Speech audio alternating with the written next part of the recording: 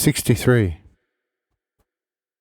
Addiction to rank amongst arrogant humans. 8th April 1847.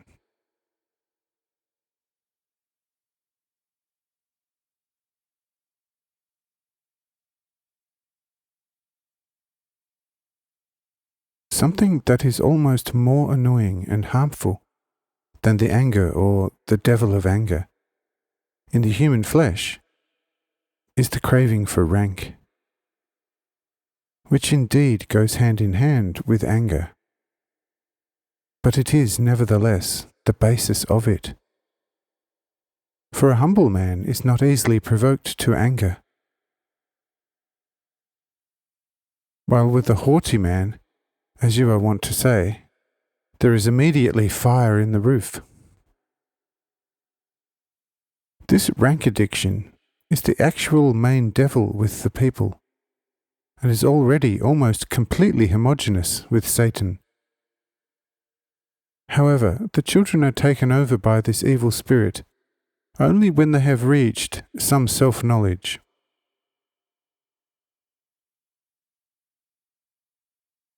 But one notices such inclinations already early, where the children can still hardly speak. Just put several children together and observe them in their play actions, and you will immediately notice how one will soon want to stand out in front of the others. For even such a child who can hardly speak likes it when he is paid homage to before the others.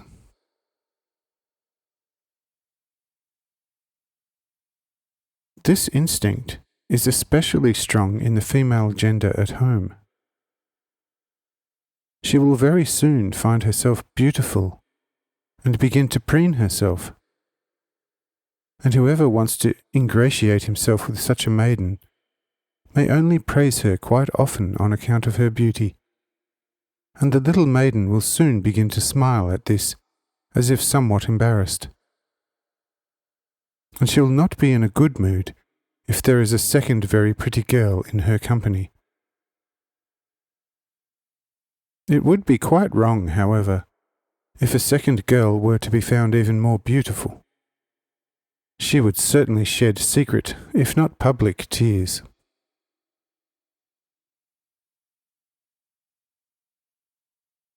With the boys, when they are still children, the beauty of the body does not have so much influence, but strength does.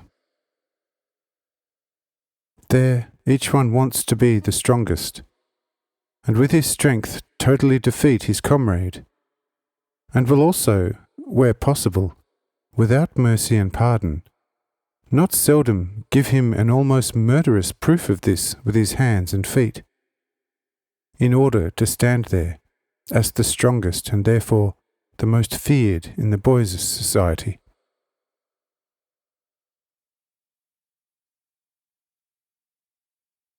On such occasions, the presence of the satanic evil demon is already easily noticed in the children.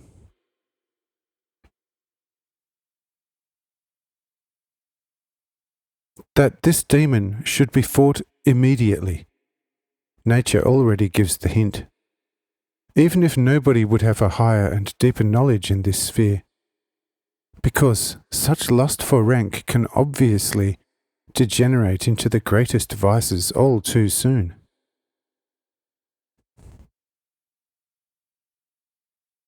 A girl who is addicted to pleasure becomes a coquette at an early age, and immediately also a whore. And in that state she is in a way already at the point where the Lord Satan wanted her to be.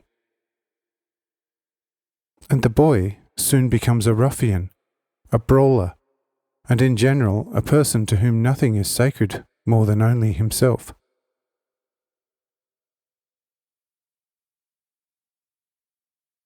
Soon such people become troublemakers, reasoners about God and all circumstances.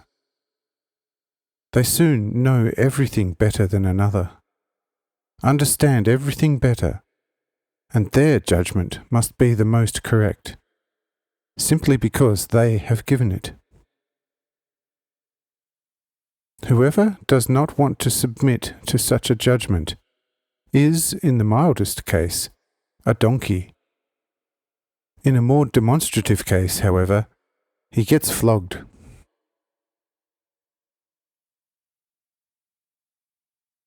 What is to become of such a person afterwards? Who shall instruct him who knows everything better than anyone else? And if his foolishness is shown to him quite clearly by another, he becomes heated, and what he is no longer able to do with his mouth, he leaves to the momentum of his hands, which are usually stronger than the tongue of the opponent.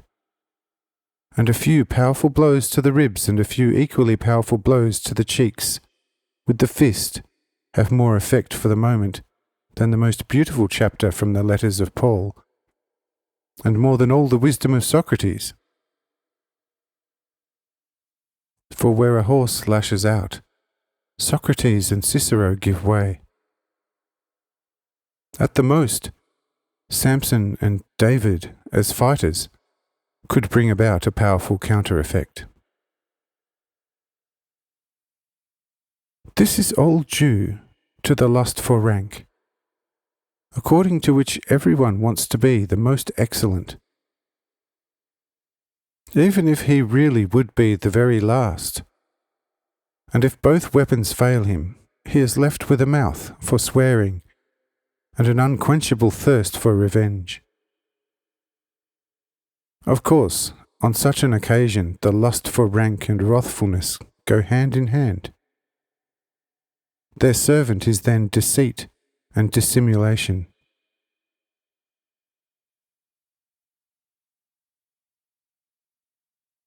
This most wicked devil in the human flesh is the jewel of all evils among the human race, and is perfectly homogeneous with the lowest and deepest hell.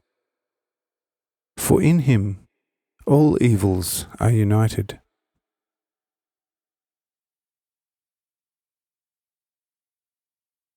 Would there ever have been a war if this demon had not so corrupted human flesh? No vice can draw so many to its ruin as this one.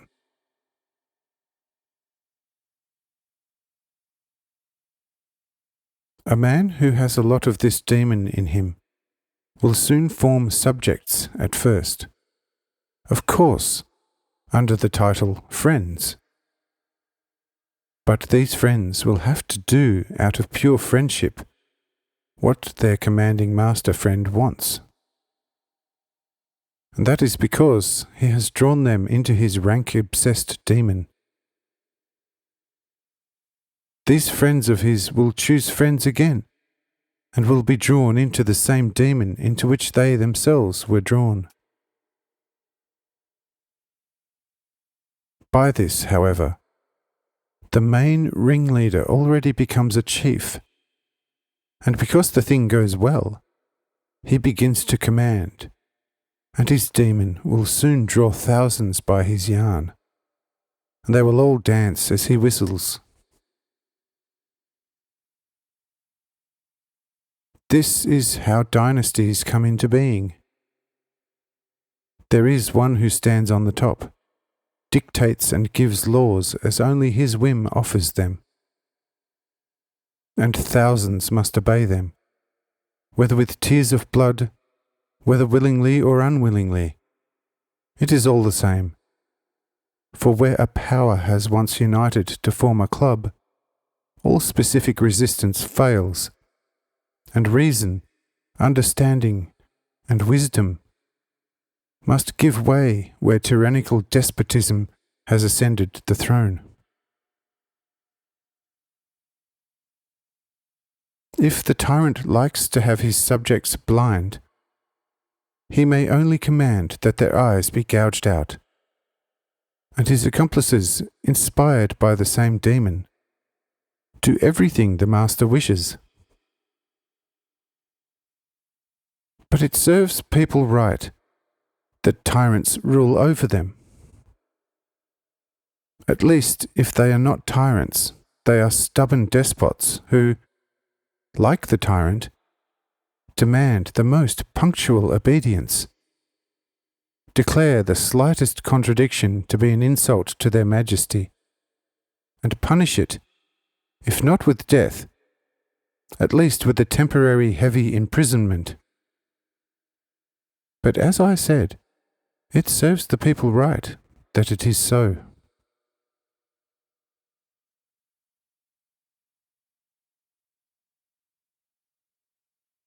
People themselves have put God on the side, and their own demon of arrogance on the throne. And what they once did, they still do. For parents everywhere see to it that their children become something better and higher than themselves.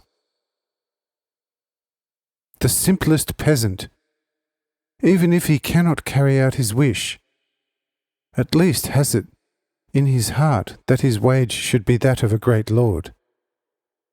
And his daughter, if she only had a softer face, should at least become a burgher's wife in a city, or the wife of some country official.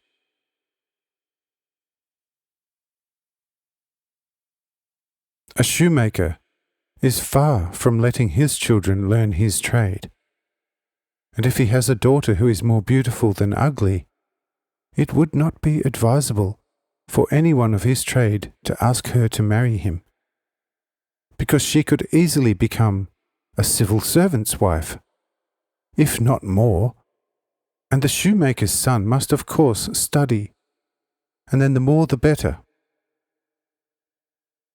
If the daughter of such a fool has really become a bride, and the son even a criminal, then the father must not dare to approach his high-ranking children with his hat on. It offends him very much, and he often weeps bitter tears that his children no longer want to know him. But it serves him right. Why was he such a donkey, and took pleasure in raising only 2 tyrants instead of 2 supports for his age?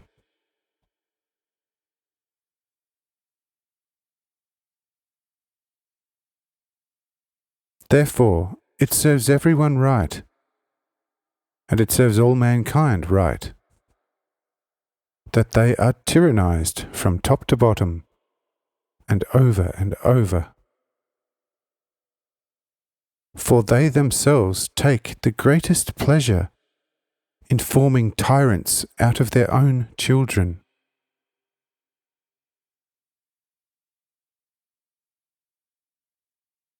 Who lets the children study? The parents. Why? So that the children may become something. And what should the children become? Quite naturally, if possible, always more than the parents. For everywhere it is said, I let my son study so that he may one day become a clergyman or a civil servant.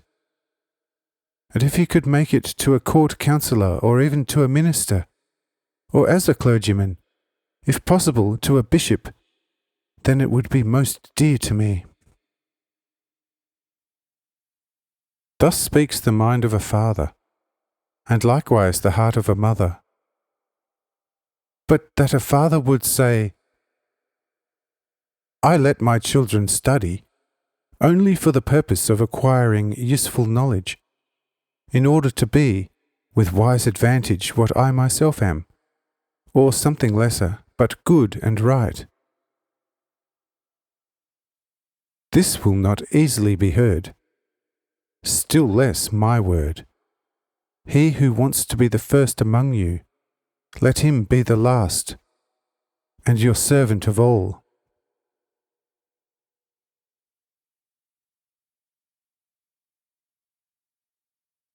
This I have commanded, and behold, Scarcely a beggar obeys this commandment. But what Satan commands by his demon, small and great, and child and old man run after.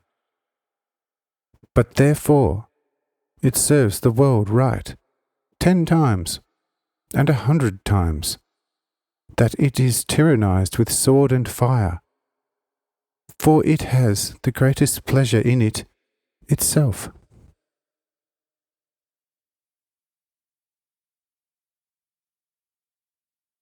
Stop raising tyrants out of the children, and become the last rather than the first.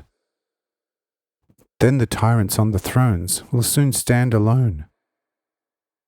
And because you will stand low, they will also have to descend low from their height, in order not to perish from the same abandonment. But if you build more and more steps from your own children to the throne, it must become higher and higher. And the higher it becomes, the further he can hurl the stones from his lofty position, and the harder they hit you below. I am quite happy to allow the power of the higher ones to grow, so that the fools below may have something to humble them and show them what they should be and are not. And so the rulers are now under my control, and do very right when they press stupid mankind as much as possible, for it deserves nothing better.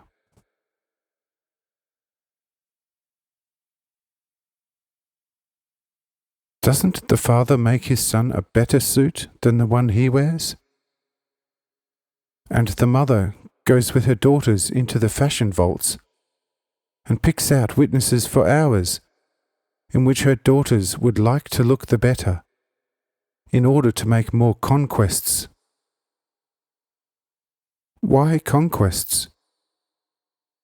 According to my words, conquests are what mankind should strive for. But because of conquests, there the tyrants are justified.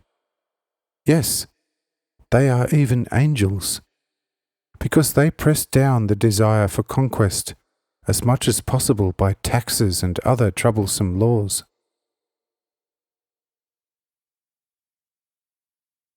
So the father says to his son, "You must acquire such a behavior that you attract all eyes and ears to yourself, and thereby become indispensable to a whole society.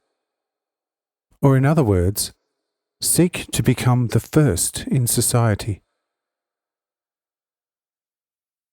Why doesn't the father rather say, "Son, withdraw yourself.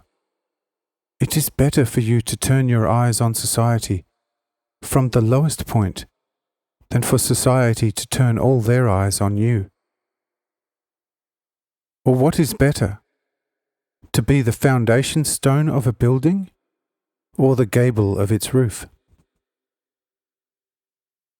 But when a storm comes and destroys the roof and the house, will it also take the foundation stone from its place?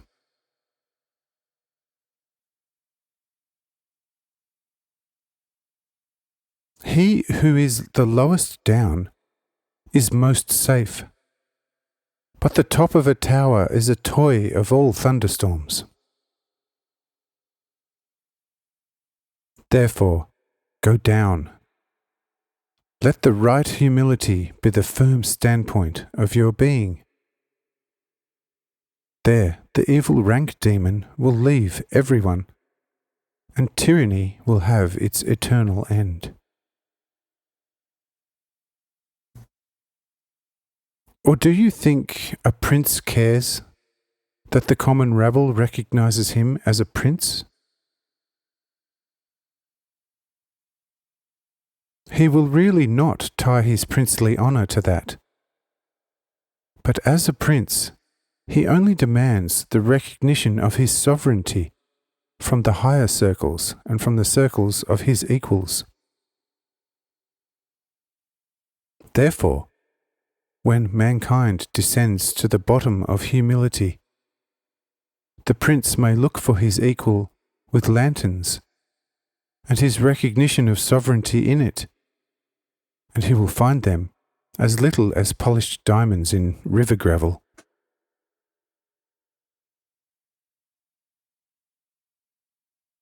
Behold, this is the way to happiness here and beyond. By this, mankind and prince can be improved, but not by rebelliousness, and still less by all kinds of mutinous uprisings against an ordered power.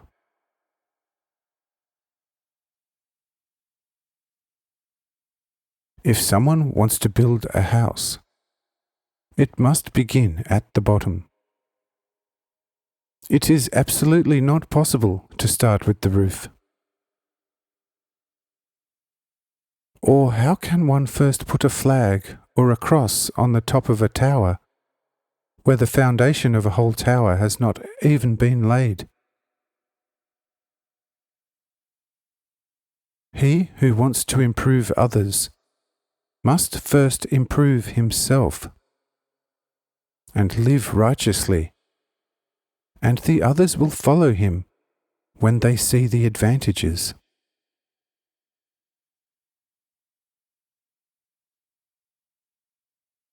And he who wants to humble others, let him humble himself first. Then he will take away a step from his neighbour through himself, on which the latter would have climbed higher. But if someone already carries his brother, will his brother come down from the mountain if his carrier does not want to come down? Therefore, if the bearer first directs his steps downward, the one he carries will also descend. But if the beast of burden goes upward, the one who sits on it and pushes it will surely go higher and higher with it.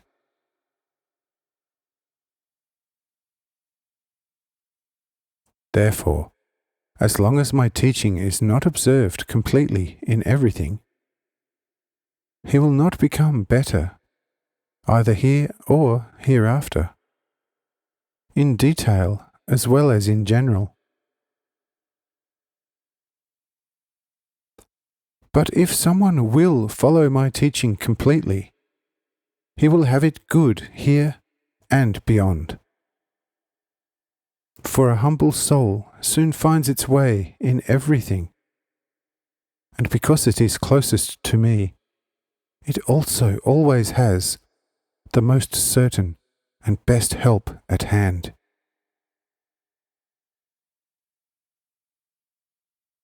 But unfortunately, every evil is easier to eradicate than this one, and that is because people themselves take the greatest pleasure in it. And everyone would rather be a highly honoured master than a subordinate servant in the true sense of the word. People do indeed greet each other as a devoted servant, but they do not do so as if they wanted to be that, but only as a courtesy, so that their opponent should regard them as the more. Oh, dreadfully stupid mankind! When will you come to the insight that without a fixed centre, no world is conceivable? The centre is the deepest point of every world body. Why does man not want to go into its depth, so that he would find there the true life ascertainment for eternity, which is indicated so clearly and distinctly in my teaching?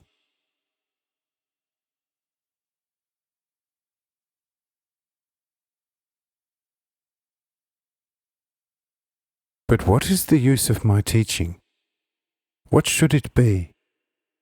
If Jesus, its founder, now himself has the honour to be nothing, or at most only a corner of a Socrates or Plato,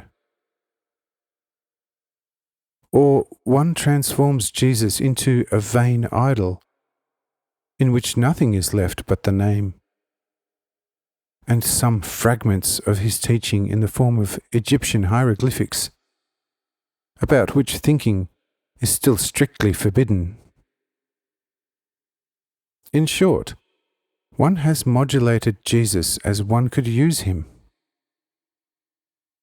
so that he brings in something, and does not do as he commanded when he said, "If someone asks you for a tunic, give him also the coat."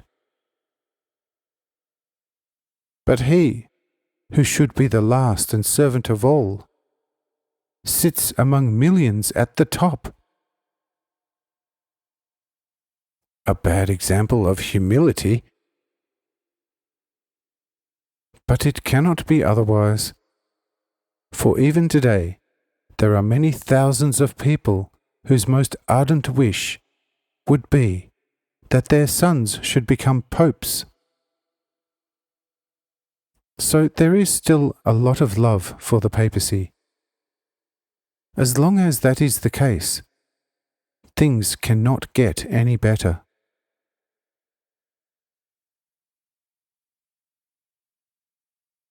Next, a few more things about this point.